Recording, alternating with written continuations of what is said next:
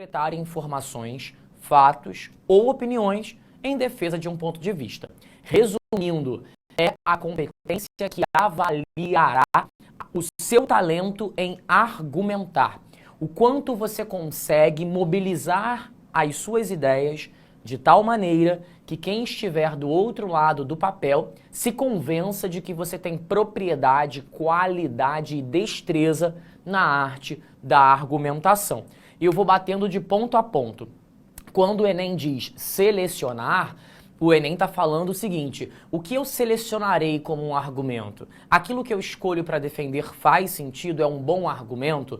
E eu, na condição de professor de redação, estou aqui para te ajudar a encontrar sempre as melhores ideias, às vezes te dizendo, olha, essa ideia não é tão legal, ou te dizendo, essa daqui é bem interessante. Então, o que você seleciona para desenvolver? Depois, relacionar. Por mais que eu escolha boas ideias, eu sou capaz de relacionar corretamente essas ideias? Tem alunos que têm ótimas ideias, mas não conseguem criar uma boa relação entre elas, tá? Para além da relação, é importante que você tenha um texto organizado. Como eu estruturo os meus argumentos dentro do parágrafo? Quer dizer, eu sou capaz de criar uma organização interessante, que faça com que esse meu texto tenha ali um olhar limpo sobre ele, ou eu seleciono boas ideias, mas tenho um ambiente um pouco caótico? Isso também é observado. Por último, e não menos importante, a sua capacidade de compreender esses argumentos. Você está usando esse argumento porque você ouviu alguém falar, porque você me ouviu falar na aula e está simplesmente copiando? Não, mais do que isso, você tem que ser capaz de apresentá-los e provar à banca que, para além de apresentá-los, você também os interpreta com qualidade, que você estabelece relações entre esses argumentos e a sociedade. Por isso que é tão importante acompanhar atentamente as discussões que eu proponho aqui durante as nossas aulas, para você conseguir não só copiar o que eu digo, porque eu não quero que você seja uma cópia de mim. Eu quero que você use até argumentos que eu comento, mas se apropriando deles, criando a sua própria forma de entendê-los. Eu quero que você, portanto, pense sobre, ok? Vamos lá? Vamos então, em síntese, o que se avalia na competência 3 é a sua capacidade de argumentar e o nível de coerência que você vai apresentar. Não é uma competência fácil, não é uma competência fácil nem de fazer e nem de corrigir, porque a argumentação não é matemática, para a honra e glória do Altíssimo. A argumentação é uma competência que avaliará, muitas vezes, habilidades abstratas. E é por isso que a gente admite que certas discrepâncias fazem parte do jogo, né? Eu não posso pegar uma redação e entregar na mão de 200 pessoas e presumir que as 200 darão a mesma nota na argumentação. Nem sempre isso vai acontecer, tá? Pode ser que muitas vezes não haja ali uma coincidência de nota. Tudo bem, eu não posso dar 40 e o outro sujeito dar 200. Se acontecer assim, algo errado não está certo, mas é admissível que um corretor dê, por exemplo, 160 e que o outro dê 200 pontos, porque está dentro de um intervalo saudável, possível e defensável, inclusive, pela própria banca do Enem. Então, hoje a gente vai passear um pouco por essa competência, avaliando que tipos de cuidado a gente precisa ter, tá? Então a gente espera que o participante ele seja capaz de organizar os argumentos, relacionar esses argumentos, que ele interprete esses argumentos e principalmente que esses argumentos de fato conduzam o leitor a um convencimento a respeito do seu ponto de vista. Tudo bem? Então nós vamos começar hoje com alguns conceitos que você não pode perder. Pessoal que está com um caderno aí do lado, pessoal que tem a sua agendinha de estudo, seu bloquinho de nota, deixa aí de canto, porque esses conceitos, se você não os conhecer, vai ser um problema, tá? Você precisa dominar esses conceitos para saber para onde o corretor estará olhando na hora de dar a nota que esse corretor vai dar. Primeiro conceito, o conceito de projeto de texto. Esse é um conceito muito valioso para o Enem. E eu sempre digo que o projeto de texto, ele é como se fosse a planta de uma casa. Quando você vai construir uma casa, espera-se que você faça uma planta anterior, em que você vai identificar onde vai ficar a porta, onde vai ficar a escada, onde vai ficar a varanda, o estacionamento, o ar-condicionado. Quando você prepara uma planta, fica muito mais fácil produzir essa casa. E é a mesma coisa com relação à redação. O projeto de texto é a planta do seu texto. É quando a gente lê um texto e percebe que ele não foi feito a toque de caixa, quer dizer, ele não foi feito às pressas, na força da psicografia, sabe? Não, ele foi feito com uma organização prévia, com uma cabeça bem organizada, e aí você prova para o corretor que o seu texto ele não foi fruto de um espirro. Ele foi pensado, elaborado e construído. E existem técnicas para isso. Hoje eu vou te mostrar algumas. Técnicas que colaboram para você provar para o leitor que esse texto foi pensado, que ele não veio por osmose, por brotamento, ele veio a partir de um pensamento prévio. Então nós vamos mostrar isso na aula de hoje. Para além do projeto de texto, o Enem diz que algumas redações, infelizmente, não apresentam direção. O que é um texto sem direção? É quando uma redação ela apresenta informações sem uma condução, quando o aluno sai igual um fenemê desgovernado escrevendo, sem pensar onde vai o meu tópico, onde vai a minha tese, onde vão as minhas propostas, como é que eu vou retomar alguma coisa. Então, os textos sem direção são textos mal avaliados, justamente porque textos sem direção provam ao corretor que esse aluno fez esse texto sem uma organização mental, né? A gente precisa provar que o nosso texto tem direção, né? A redação que apresenta um projeto de texto, mesmo que mínimo. Então, as ideias apresentadas, elas têm uma conexão entre si e é possível perceber nessas redações uma certa direção. Ele defende isso, depois defende aquilo, para provar aquilo, aí retoma assim. Você olha para o texto e percebe que tem um esqueleto que o sustenta. E é muito fácil perceber. Um bom corretor bate o olho numa redação e sabe se aquela redação foi pensada ou se ela veio, né, como uma realização divina que o aluno acabou construindo. Alunos muito apressados, alunos muito ansiosos e principalmente alunos despreparados, no geral, são alunos que não conseguem criar textos com direcionamento. Falam um pouco sobre tudo e sobre nada ao mesmo tempo e, no fim das contas, acha que está arrasando quando, na verdade, está sendo arrasado, tá? Então, esses 3 conceitos são importantes. Precisamos organizar um projeto, eu vou te ensinar algumas dicas. Nosso texto não pode estar sem direção, pelo contrário, ele precisa estar com direcionamento, tá? Esses são os primeiros 3 conceitos. Os próximos 3 conceitos dizem respeito ao desenvolvimento propriamente dito. Então, o Enem vai dizer: qual é a qualidade desse desenvolvimento?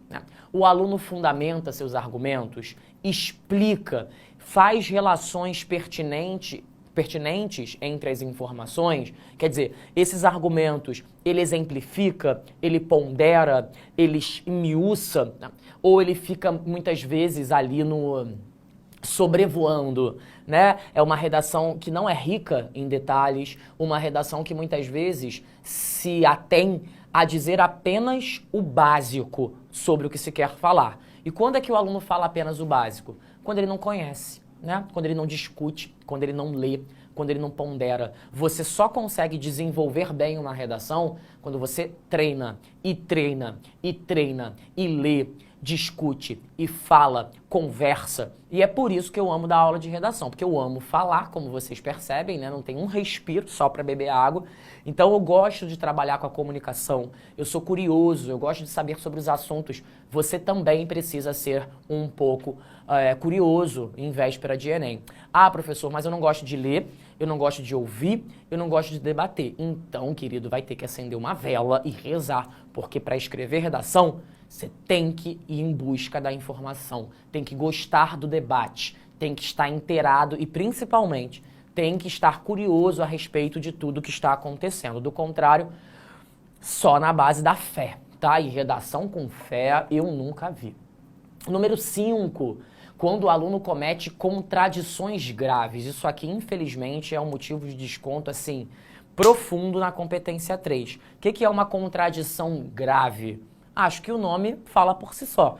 Quando o aluno afirma alguma coisa e se contradiz brutalmente em relação ao que ele diz depois, né? Então, olha, refere-se às ideias com contradições que invalidam o ponto de vista, ou seja, que prejudicam o projeto de texto. Então é como se você tivesse feito uma planta de uma casa, né? Você fez a planta de uma casa.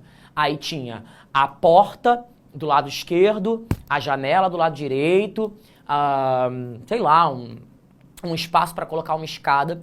Aí, entre a planta que foi construída daquele jeito e a realização da planta, tu vê que você mudou a porta de lugar, a escada ficou em outro ponto. Quer dizer, que contradição é essa? Se você produziu uma planta para ser nesse formato, como é que você pode dizer o contrário? Eu trouxe até um exemplo para vocês perceberem um caso em que o aluno se contradiz gravemente, tá? Eu não vou dizer nome de aluno nem nada, é só pra gente observar mesmo. Eu até marquei aqui o pedaço, vou me aproximar dele para vocês perceberem. O aluno diz assim, ó: a internet é o maior meio de comunicação do mundo. Esta se expandiu, o aluno erra a grafia ali do expandiu, né? Ele bota com um O. Esta se expandiu gradativamente, sendo utilizada por todas as gerações. Ele não colocou o as. Contudo, é racional dizer... Racional é estranho. É racional dizer que o ser humano não é manipulado por este serviço. Então ele está dizendo que a internet não manipula o homem, tá? Essa informação quem está dizendo é o aluno. Eu discordo, mas ninguém me perguntou nada, tá? O aluno está dizendo que a internet não manipula o homem. Aí ele continua. Nesse contexto, diversos fatores podem ser apontados como influência da manipulação, como a necessidade de compras online e a ditadura da moda. Opa, peraí. Pane no sistema, alguém me desconfigurou. Se o aluno afirmou no primeiro parágrafo que a internet não manipula, como ele pode dizer que tem influência de manipulação a respeito das compras online e da ditadura da moda? Se influencia a pessoa a comprar online, se influencia a pessoa a se comportar de um jeito, né, na roupa que usa, então tem manipulação. Teve um fragmentado aqui, o aluno mudou de personalidade de um parágrafo para outro. Talvez porque estivesse muito nervoso. Então, isso aqui é um caso de contradição grave. E aí, gente, não tem jeito, né? É só isso, não tem mais jeito, acabou e boa sorte. A maior nota que esse aluno pode tirar nesse caso é 80 na competência 3. Não sou eu quem está inventando, o próprio Enem afirma isso. Alunos que se contradizem gravemente têm, no máximo, 80 pontos para tirar. Pode tirar menos, só não pode tirar mais. Então ele pode tirar 0, pode tirar 40 e pode tirar 80, tá? Aqui o aluno realmente acabou trocando ali um pouquinho de macarrão com um poucão de macarrinho e aí deu essa bagunça toda, tá? Vamos para o último conceito? Falamos do conceito 4, falamos do conceito 5, ficou faltando o conceito 6, que é o conceito de autoria. Vamos ler? Uma redação com autoria é aquela em que o participante apresenta um projeto de texto estratégico e consegue cumprir com êxito, de maneira consistente, o que foi programado. Resumindo, a autoria é quando o cara que fez uma planta cumpre a planta. Então, eu tinha uma planta, tava lá a porta, a janela, a escada, a garagem, aqui à frente da casa. Aí, na hora dele criar a casa, ele criou a casa com base na planta, daquele jeitinho. Porque é isso, às vezes tem um arquiteto que faz a planta, aí entrega na mão do engenheiro, do mestre de obras, aí o cara muda tudo de lugar.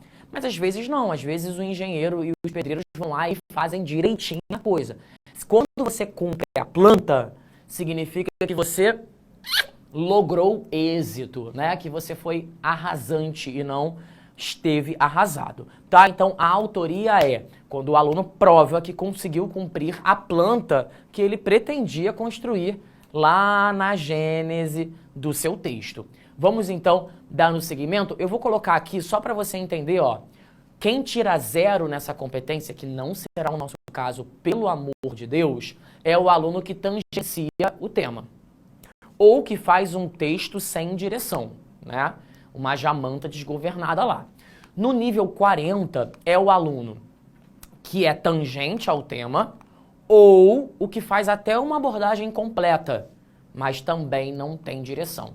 Então ele entendeu o tema, mas as ideias estão embaralhadas, não tem ali uma definição do que é o que. Nível 80, quando o projeto de texto ele tem muitas falhas. O cara faz uma tese, mas não cumpre, cria um tópico frasal, mas não defende, bota um tópico frasal X, mas defende outra coisa, né? Às vezes você nem consegue reconhecer muito bem cadê o tópico, cadê a tese, fica meio embaralhado. Ou ainda, quando o texto não tem muito desenvolvimento das ideias, né? Ou com o desenvolvimento de apenas uma informação. O aluno capta só uma informação e fica ali nela, ó, né, martelando. Então não progride a explicação fica circular. Ele explica, reexplica, aí você não vê uma progressão dessa explicação. Agora os níveis mais altos, 120 pontos, projeto de texto com algumas falhas e o desenvolvimento de algumas informações. 160, projeto de texto com poucas falhas ou desenvolvimento da maior parte de informações. E aí, diretor, vou pedir para você tirar essa tarde aqui rapidamente, só para eu poder colocar o nível mais alto, que é o 200, que é o que a gente vai tirar. Eu ouvi um amém? É o que a gente vai tirar. O que a gente está visando na aula de hoje? Um projeto de texto estratégico e o desenvolvimento das informações, fatos e opiniões em todo o texto. Eles até admitem alguns deslizes, tá vendo? Ó. Ai, David, cometi um deslize micro lá na linha 18. Serei penalizada? Oh, meu Deus, vou me autoflagelar. Não, gente, calma. O próprio Enem admite que alguns errinhos, ainda assim, não te impedem de tirar 200. Uma coisa é eu falar em alguns errinhos. Outra coisa é você dizer uma coisa na linha 10 e na outra 11 e você se contradizer. Certo? Então a gente está focando em alta performance. Estamos focando em 120, 160 e 200, tá? Então a ideia aqui é que a gente consiga criar um bom projeto de texto, que a gente desenvolva as ideias com profundidade e que, se acontecerem alguns deslizes, que eles sejam pontuais. Ali rapidinho, um negocinho pequeno, um detalhezinho, uma coisa da finesse, mas não a coluna cervical. A coluna cervical do texto tem que estar ali intacta, tá? Os deslizes precisam ser pequenos. E o erro que a gente viu agora há pouco daquele aluno não era um erro pequeno, né? Era um erro grande. Cadê as perguntas desse povo? Eu sou uma piada pra vocês, é isso mesmo? Plena quarta-feira, um climinha de Europa aqui no Rio de Janeiro. Já botei um suéter pra jogo, já lanço cachecol, porque é assim, choveu, meu filho, pega tudo que tem no armário. Que a gente nunca sabe quando chove novamente, né? Então, cadê as perguntas? Manda umazinha só pra fazer sentido eu estar aqui hoje. Não precisa ser também muitas, né? Que eu não dou conta. Mas uma ou outra, pelo amor de Deus, não custa nada, tá? Enquanto você vai mandando as suas perguntas, vamos dar seguimento nessa brincadeira aqui. Coloquei nesses próximos slides algumas dicas para você brilhar, porque o que eu quero é que você brilhe. Por mais que eu goste muito de você, eu não quero te ver ano que vem, entendeu? E isso é carinho, eu quero que você passe, vá com Deus, vai ser calouro, vai ganhar dinheiro, vai ser feliz. Então eu coloquei uma lista aqui com algumas dicas para você brilhar mais do que os diamantes da Rihanna. Primeira dica, ó. Verifica se a sua tese... David, o que é tese? Já foi aula, já teve aula disso. Verifica se a sua tese, que está no final da introdução, dialoga com os argumentos. Aquilo que você definiu lá no final da introdução, tá dialogando com o texto? Entendeu? Tem uma conversa? Ou aquilo que você definiu lá na linha 5, você abandonou? Porque se a tese é o coração da redação, ela não pode ser abandonada. Ela tem que, de fato, ser defendida ao longo do texto. Aí o camarada diz lá na tese que vai falar sobre governo e escola. Aí na hora de desenvolver, ele fala sobre mídia e família. Aí, meu amigo, me ajuda a te ajudar. Se você definiu esse projeto, segue. Senão você vai ser igualzinho o cara que fez a planta e colocou a porta esquerda e na hora de construir, construiu a porta no lado direito. Depois, reparem aqui, eu botei um exemplo, né? Democratização do acesso ao cinema. Aí o aluno colocou a seguinte tese: o cinema não é democrático no Brasil. E não é mesmo. Um monte de gente não tem acesso. Por que não é democrático? Pela falta de investimentos na infraestrutura de certas cidades, normalmente cidades pequenas, e da desigualdade social. Qual é o problema dessa tese? Nenhum. Uma boa tese, funciona e faz sentido. Aí, no D1, ele diz: o Estado não investe suficientemente no cinema de pequenas cidades. Tudo bem, tá certinho. Prometeu falar de infraestrutura, tá falando de infraestrutura no D1. Aí no D2 o cara fala assim: a sociedade não valoriza a ida ao cinema. Cara, aqui você falou de desigualdade. Aí aqui você falou sobre valorização. Não parece estar batendo, tá vendo? Assim, não tá batendo muito forte. Quando você fala de desigualdade, parece que você vai falar: olha, tem muita gente que não tem dinheiro, tá desempregada. E não tendo dinheiro, não estando desempregado, é difícil você pegar o dinheiro e dizer: olha, em vez de comprar 1 quilo de arroz, eu vou pagar um ingresso de cinema. Esse cara muitas vezes, inclusive, vai se submeter à pirataria. Compra um DVD, baixa lá um programa pirata no seu computador ou no seu celular para conseguir assistir um filme. Então tá havendo aqui uma inconsistência e uma desarmonia entre a promessa e o cumprimento dessa promessa, tá? Não rolou aqui, por isso o emoji do lado sofrendo, porque tá ali, ó, incompatível entre a planta da casa e a construção dessa casa, tá? Vamos seguir? Verifique se cada parágrafo argumenta sobre uma ideia central. Gente, uma. Para com essa coisa de achar que quanto mais ideias um parágrafo tem, é melhor. Não, um parágrafo ele tem uma ideia. Ué, mas David, mas ele não tem 8 linhas? Sim, 8 linhas que circundam uma ideia. Portanto, você só tem 2 ideias a serem defendidas numa redação do Enem. Para de acreditar que quanto mais você coloca, mais você vai brilhar. Não, pelo contrário. Quanto mais você coloca, mais você prova a sua ingenuidade, menos você consegue explicar de cada ideia, vira um open bar de informação, nenhuma explicada. Aí você tem um oceano de informações com 1 centímetro de profundidade, né? Com a profundidade de um pires, como a gente costuma dizer. Então, é mais valioso escolher menos ideias, né? Menos ideias e não menos ideias. Menos ideias e conseguir se aprofundar um pouco mais em relação a elas. Então, uma ideia para o D1, uma ideia para o D2. É melhor que a gente tenha menos com mais profundidade do que mais com menos profundidade. Tudo bem? Mais uma ideia, mais uma dica. Busque apresentar a ideia central do seu parágrafo na primeira frase do seu texto. Na primeira frase do seu texto é que você apresenta a sua ideia. Vamos aqui para o quadro rapidinho? O diretor joga aqui para mim. Eita, gostei da transição. Que isso, nem pensou, já foi direto. Ó, parágrafo pessoal, parágrafo, tá?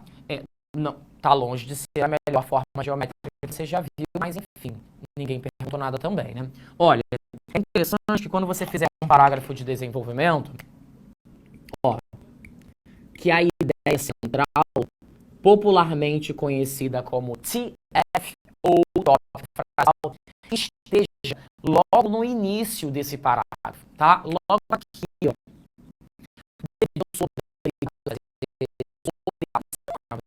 Livre pela Constituição, né? Ainda temos de uma democracia por incrível que parível. Mas você pode organizar e centralizar sua ideia logo no começo, para que o corretor entenda. Olha eu aqui, Inception. Para que o corretor entenda logo de cara qual é a ideia da criatura, né? Vou falar sobre a influência do Estado. A influência do Estado precisa ser analisada. É uma promessa. E uma promessa precisa ser cumprida, tá? Então, o que você faz? No momento em que você concentra a sua ideia aqui, ao longo do parágrafo, você a defende. Então, não existe tópico frasal com 3, 4 linhas. Que tópico frasal é esse com 4 linhas?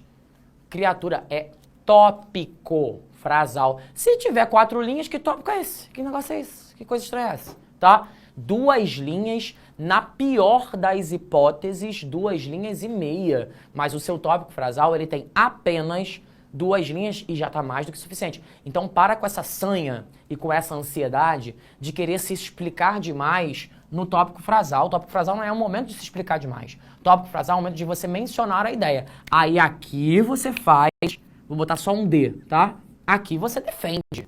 Aí você se expande, aí você traz exemplo, aí você esmiuça, aí você põe repertório, aí você vai com Deus. Mas no começo é melhor que seja curto, breve e não se esqueça, botar um conectivozinho ali, tá? Para conectar com o que você está falando anteriormente.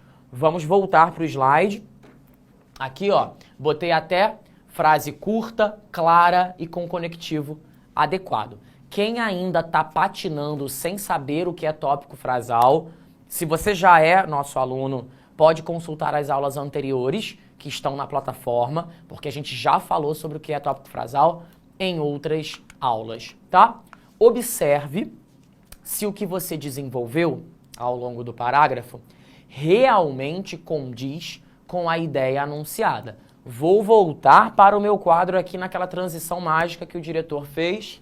Tá? Ó, acontece muito do aluno fazer assim. Aqui ele diz que vai falar, sei lá, aqui ele vai falar da mídia. Tá? O tema é, sei lá, tabagismo.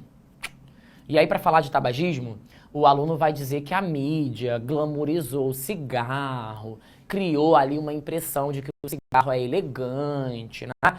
Por muito tempo o cinema alimentou esse ethos de que fumar é glamouroso e tal. Beleza, tudo certo. Aí na hora de desenvolver, por alguma razão desconhecida, tá? Nervosismo, ansiedade, ou porque de fato o cara é despreparado, ele perde o foco.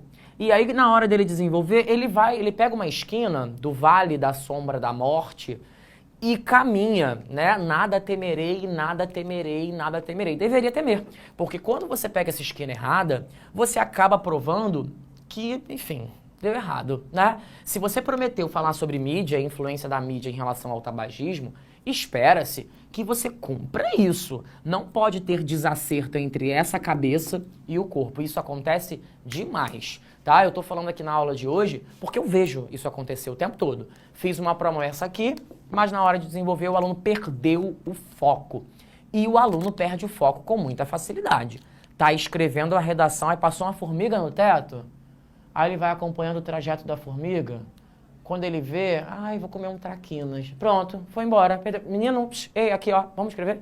Então, não se deixem levar por distrações cotidianas e, principalmente, não se deixem levar por distrações no dia da prova, né? Aí alguém faz um barulho de um fandangos no final da sala, aí o menino olha pro fandangos, aí passou a mosca, ele já tá olhando pra mosca, aí dá vontade de ir no banheiro, não tem nem xixi pra fazer, mas dá vontade de ir no banheiro. Então, não se deixem perder, né?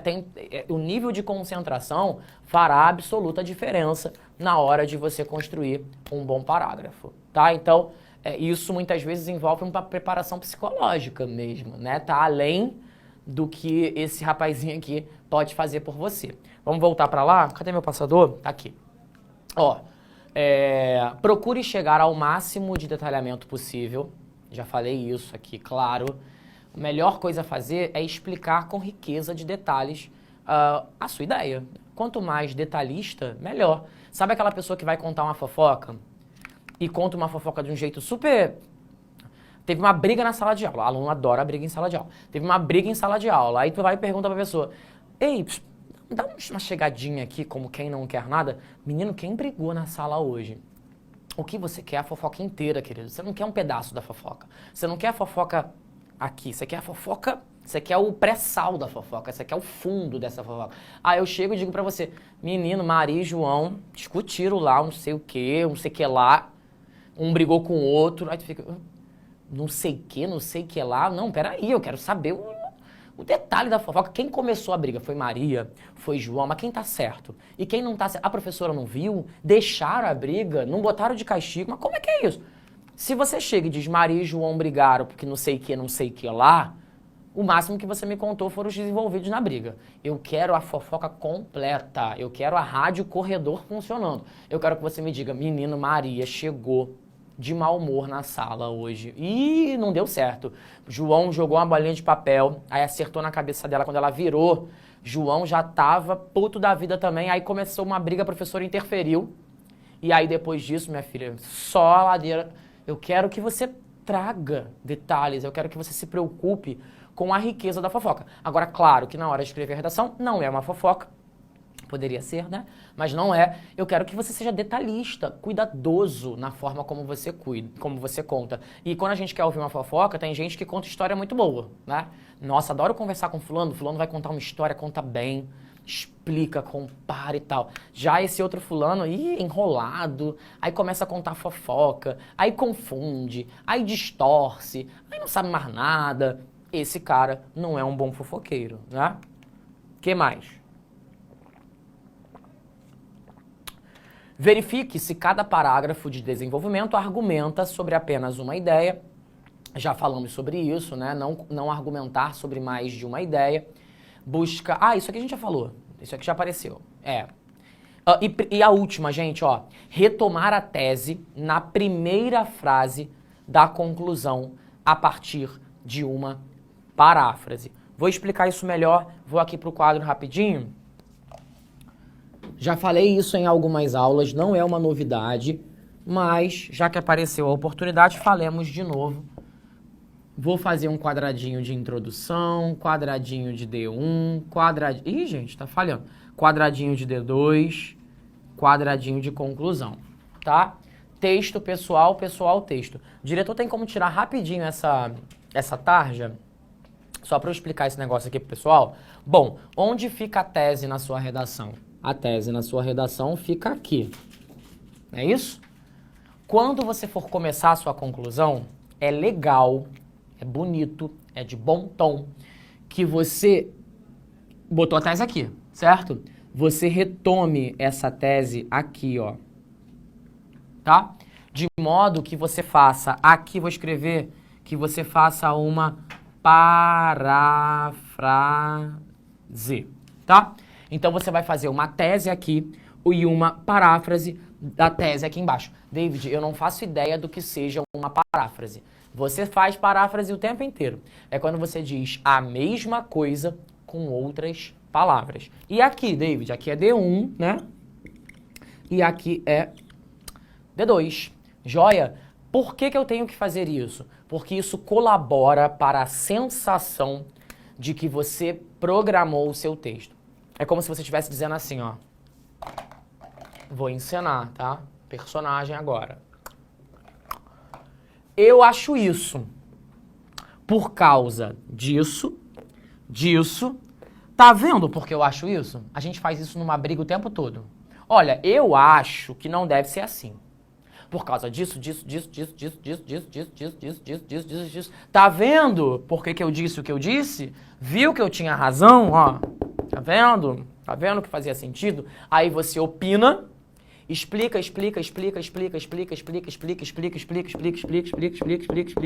Aí no final você fala assim, viu? Viu que eu falei que fazia sentido? Fechou o negócio. Aí você cria um círculo, né? Você cria uma sensação de circularidade. Então, eu acho X por causa disso. Tá vendo porque eu acho X? Então, no fim das contas, você faz esse movimento de opinar, explicar e voltar à opinião que você deu. Mais do que isso eu não consigo fazer, viu? Hoje eu interpretei, fiz o lúdico, tudo que eu podia para você entender, tá? Vamos voltar aqui para nossa tela. O que falta, hein? Resumo do raciocínio. Para quem ainda está perdido no personagem, eu fiz um resumão do resumão, sabe? Aquilo que você não pode deixar se perder nessa aula. Aí eu botei a introdução, aqui, contextualizo o tema, bota a tese, né? Então, olha a tese da criatura. O cinema não é democrático no Brasil. Por quê? Porque as pequenas cidades não recebem investimento e por conta da desigualdade social. Perfeito. Aí vem o D1. boto o meu tópico frasal e defendo. Olha o tópico frasal dele. Primeiramente, nota-se que o Estado não investe suficientemente no cinema de pequenas cidades. Legal, bateu, né? Ele disse que ia falar da falta de investimento e aqui embaixo ele está cumprindo a sua promessa, certo? Tópico frasal tá curto, tá breve. Lembrando que o tópico frasal tá aqui, no comecinho do parágrafo. Aí vem o D2. Tópico frasal 2 e defesa. Ó, ademais, o Brasil ainda sofre com a intensa assimetria social. O que é assimetria social? A mesmíssima coisa que desigualdade social. Tá batendo bonitinho, gente, ó. O 1 no 1, o 2 no 2, tudo concatenado. Olha a planta da casa como tá bem armada. Tá sendo planejada, né? E na conclusão, o diretor tira para mim de novo rapidamente, a gente retoma a tese, coloca as propostas. Olha aqui, ó. Verifica-se assim que o cinema no Brasil sofre com a insuficiência de recursos, ó, insuficiência de recursos, olha pra cá, ó, insuficiência de recursos e com o problema da desigualdade, ó, aqui, ó, tese, paráfrase, tese, paráfrase, tese, paráfrase. Então eu afirmei a X, expliquei, tá vendo por que eu disse X? Ó, a diferença é que isso é no final da introdução e isso é no começo da conclusão. Quem for de print, que vá de print, porque o tempo ele é mesmo implacável, tá? Foi? Boa noite, David. Pergunta a Lívia. Eu posso começar o parágrafo com uma citação? E a partir dessa citação desenvolver a minha argumentação? Olha, poder, você pode. Mas a gente pode fazer muita coisa na redação que a gente não faz, né? Então, por mais que você possa, eu não recomendo. Porque, olha, se você começa o seu D1 com uma citação, isso aqui já foi pro espaço. Porque eu não tô colocando citação nem aqui, nem aqui. Eu tô colocando tópico frasal, tô colocando uma ideia. Então, eu francamente não recomendo que você coloque a citação. Faz o seguinte, coloca o tópico, aí depois do tópico, coloca a citação. É melhor. Faz mais sentido pra gente, tá? Diretor, sobe um pouquinho aqui nas perguntas, que eu acho que eu deixei passar. Isso, é. Professor, pergunta a Lidiane. Frases de filósofos têm chances de fugir da ideia central? Como assim? Por quê? Por que as frases dos filósofos fugiriam? Não consigo ver uma relação direta entre uma coisa e outra. E onde é melhor encaixar uma frase de filósofo? No começo do desenvolvimento ou no final? Eu recomendo que as frases venham depois do tópico. No final, não. Tá? Eu acho ruim. Eu recomendo que ela venha aqui, ó. No começo. Só que não seja a primeira frase, né? É melhor no D1 ou no D2? Ela pergunta. Aí é indiferente. Se é no D1, se é no D2, não faz qualquer distinção para nota. Depende de onde você quiser. Professor, qual repertório você daria para o tema do simulado?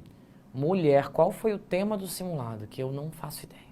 E qual dica você daria para quando você não consegue lembrar de nenhum? Bom, primeiro, sofrer, né? Depois do sofrimento, é muito importante que você, ao longo do ano, guarde os repertórios. A gente vem falando tanto isso, né, gente? Não dá para esperar que... Não dá para esperar que você se lembre disso. Imagina, eu tô dando aula aí já, né, 2, 3 meses aqui no ProEnem. Claro que quando chegar julho tu já esqueceu de um bocado de coisa. Gente, a gente esquece o que comeu no almoço, como o povo diz. Tu não acha que tu vai esquecer? Anota, escreve. Para quando tu chegar lá em setembro, outubro, ter um cadernão de repertório. Porque aí quando chegar a semana do Enem, tu vai só relembrando. Ah, isso aqui o David falou. Ah, isso aqui foi o Leandro que falou. Isso aqui eu vi na aula de filosofia. Isso aqui eu vi na aula de geografia. Isso aqui eu vi na aula de redação. Tá? Então, não adianta esperar que o teu cérebro vai absorver todas as coisas e que você, né, isso vai ficar para sempre. Não vai, né, gente? Não vai ficar para sempre. Você vai acabar esquecendo disso em algum momento. E se não anotar, vai dar problema, tá? que mais que a gente tem de pergunta? Tá acabando. Eita! Nossa, foi tão rápido hoje, ou foi só pra mim? Pra alguém não foi rápido? Bom, então deixa seu joinha, seu comentário, seu carinho. Espero que vocês tenham gostado. Não sei se foi bom o encontro, mas espero que sim. Segunda-feira, 9h15 da noite, eu, você, lá em casa, todo mundo junto e misturado para falarmos mais sobre redação. Ai, cansei, viu? Olha, essa profissão, sei não. Gente, um beijo na sua família, tá? Bom descanso para vocês, um bom dia de aula amanhã também. A gente se encontra segunda-feira, tá? Beijinho no seu coração. Hasta luego. Agora vocês têm aula de Glaucio, né? Matemática, não é isso? Pois é, essa miscelânea de português com matemática para fazer a coisa acontecer. Beijinho no seu coração, pessoal. Bom descanso, fiquem com Deus e até semana que vem. Assista nossas aulas a hora que você quiser. Vem com o Pro, o cursinho online que mais aprova no Enem. Assine em proenem.com.br.